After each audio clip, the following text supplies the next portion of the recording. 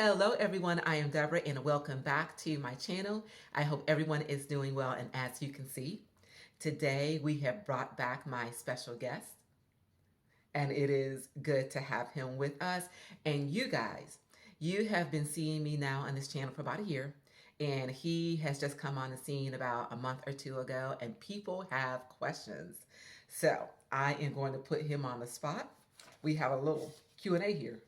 Oh, wow.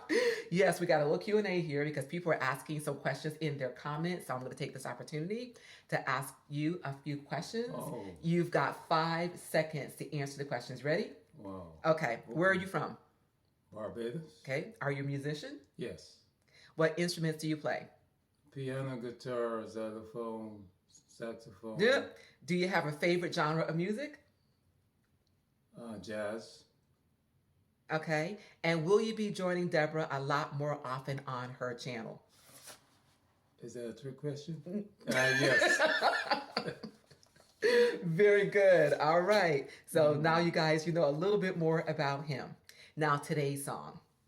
Sounds of Silence was written by Paul Simon and released by the duo Simon and Garfunkel as a part of the Wednesday Morning 3 a.m. album in 1964. And you guys, this album was a failure. Then these two disbanded and headed their separate ways. Then 1 year later, the song started to get some traction on some of the radio stations. The producer, Tom Wilson, remixed the song, released it, and this song hit #1 on the Billboard charts. Did you know that? No. Okay. News to me. Okay. Then this song also was part of The Graduate and also made a part of the Graduate soundtrack. Because of the success of this song, the duo reunited. So today, the 5-singer dynamic group of voices, aptly named Pentatonix, brings us their version of The Sound of Silence. Can't wait. All right. Can't wait.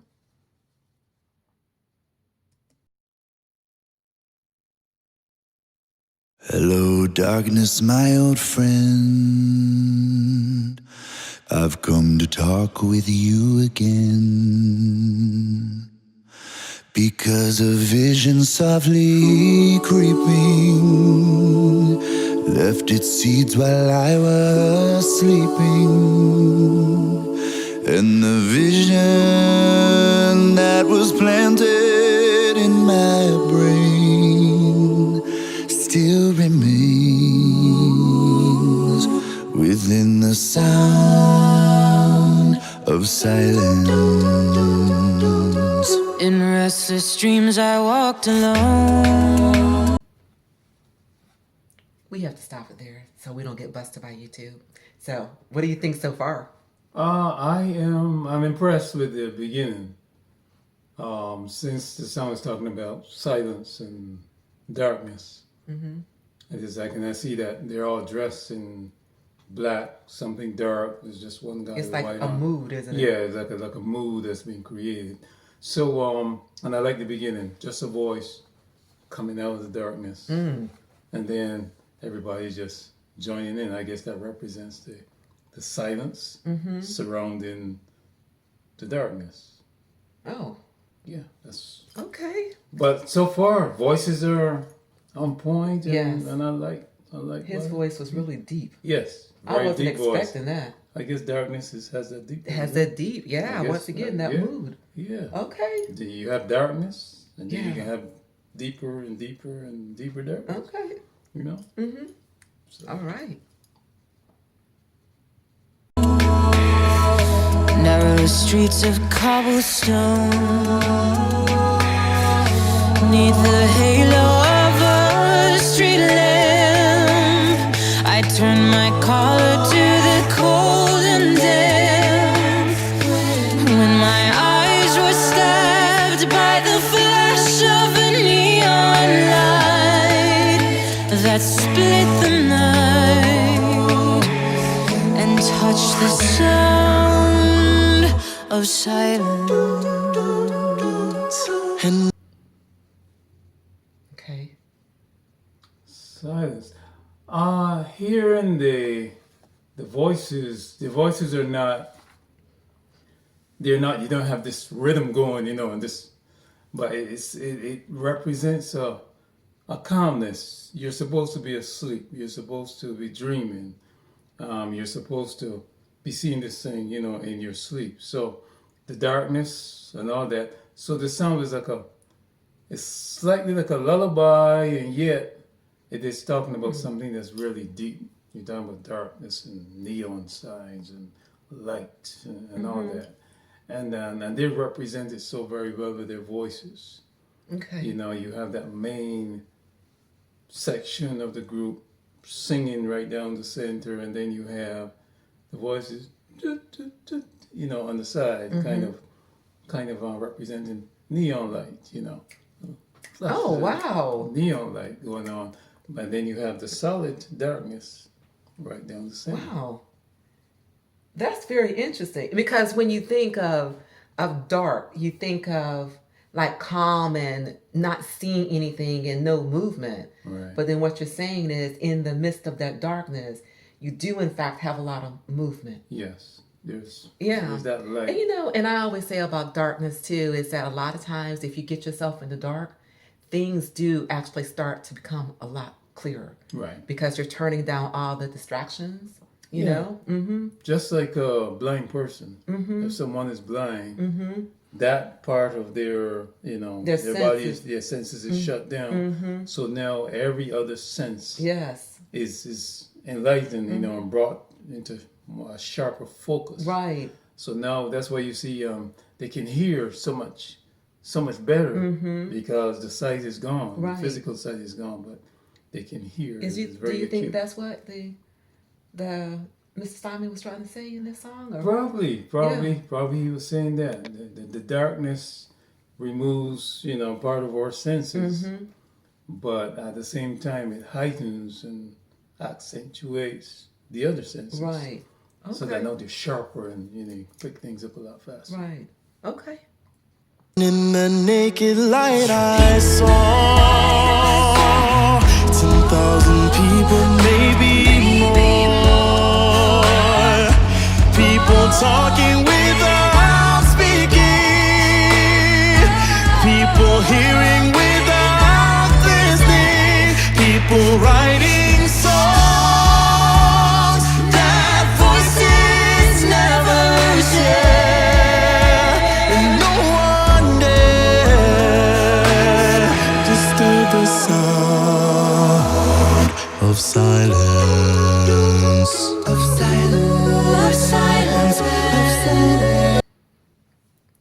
You guys, I hated this. Have to stop that, but so good. Very, very, very interesting. They are representing the 1,000 people. You hear how they crescendo and open it up, and it becomes like a lot of people singing with all their voices. So it's representing these thousands of people that are singing, but still that are never heard, because it's talking about sounds of silence. I'm seeing all these people singing, but their sound will never be heard because we are dropped into this whole thing of darkness and silence, and so they're not going to be heard. So we, the Pentatonix, we are going to let you hear what those thousands of people are singing, Okay. because you're really not going to hear it. So we're going to represent a little bit of what it would sound like? What it would sound like. Wow. Because it's not going to be heard because it's supposed to be Silent. Of silence. Yeah. Nice. Okay. Fool said you do not know. Silence like a cancer grows. Hear my words that I might teach you. Take my arms that I might reach you. But my words are like silent raindrops fell and echoed in the wells of silence. And the people that Yeah, it's I'm hearing those last words that were just it's echoing words of silence, and echoes, of sound is like reverberations. Like if you go into a room that has very good acoustics, and you shout, you'll hear the voice echoing. It's one voice, but it echoes and echoes and echoes, and reverberates and reverberates until it just peters out into the sound of silence. So there's echo, and there's this and eventually everything becomes silent again. And you hear the toot, toot, toot, toot, toot, toot, and eventually, so almost like echoes. At first, they used that to represent the neon light, the flashes of light. Now they're using it to represent echoes. And you see eventually they come back down to this kind of silent, serene place. And that's what I'm seeing. They're awesome. Oh my God, they are absolutely phenomenal. And the thing about it is, I don't think Simon and Garfunkel, I don't think they knew 60 years ago No. that they were actually writing this song for these guys, because they have so thoroughly and accurately reflected the essence of this song and the way that you're breaking it down. It finally makes sense. Yeah. Yeah, Right? First it didn't make any sense. What do you mean dark silence and darkness and people writing on the subway wall, prophets writing on the subway wall. But I think I'm beginning to understand the words, even as they try to illustrate what he was trying to say. To the neon god they made, and the signs are shouting warning, and the words that he was forming, and the signs that the words of the prophets are written on the subway walls and tenement halls, and whispered in the sound of silence.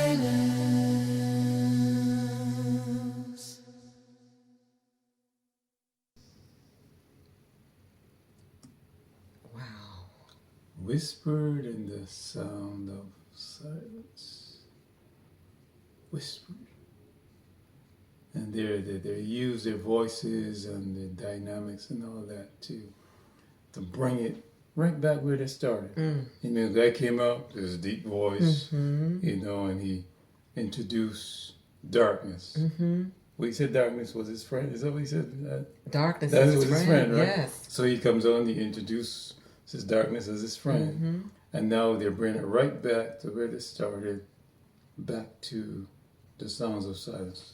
Voices, 1,000 voices, they're representing everything that those 1,000 voices would tell you, and then they're bringing it back to where they started, the sound of silence. Man, it's an awesome sound. That is an awesome song, isn't it? It's an awesome song, an awesome representation of Pentatonix, being able to pull it apart and try to convey what what the song is actually saying. Yeah, what it means. What it means. Yeah, musically. Yeah. So, two dynamics. You can say things in words. You can speak those words. And when someone speaks, immediately the human mind starts creating images of what those words are saying. When people sing, they try to present those images for you, as to what is actually being said. Right. So you have it from two dimensions. You have the images and you have the words. And movies now go a little further, and they establish now the actual image of people actually doing what you think they're doing, right, which makes it more a three-dimensional thing. But here's two, because as far as they can go with words and music, Right. and that's That's And what it they've was done very beautifully, they've beautifully done it done. so well. Mhm. Done it so well. Yes. All right. Yeah. Ooh. Okay, guys. We love this, as you can probably tell from our thoughts and our expressions, and of course, my face again. I can't hide my face, but these guys are absolutely phenomenal. Yeah. I love, again, each one of their voices individually and collectively. It's just they are just like out of this world good. So. And I have my favorites of who in the Pentatonix. There's some voices that are so clear, Okay. so crystal clear. Okay. But you don't know their names, so do you? I don't know the names. So what we're gonna have to do is we have to look them up, and then the next time you come and do a reaction, you have to tell everybody who your favorites are. My favorites. Are, Okay. I mean, I love them all. Yes. It's just that there's some unique qualities about some of them. Some of their voices. Okay. Yeah, that All right. is awesome. Okay. Well, once again, guys, we absolutely love this performance. We are so glad that you were able to join both of us today. I'm so glad that you were able to join us again. I'm happy to Yes. be here again. And they heard you. You said that you will be joining Deborah a lot more often. So it was a trick question. Sorry, is this a trick question? It wasn't. You all see, you see, right? Trick question. Okay, well, I have to do what I have to do, okay? I see. My people waiting for your people was not working for me. Oh. All right, guys, if you enjoyed this reaction in this video just as much as we did, please do give it a thumbs up. Please do share. And once again, please do become a part of my YouTube family by subscribing, pressing that subscribe button below. And remember, in these days of COVID, please remember to remain safe, healthy, and encouraged. And until we meet again, keep growing, keep thriving, and keep pushing those boundaries. And we will see you real soon on my next I've Got Something to Say. Thank you so much. Bye. See you next time. Yes, real soon. Okay.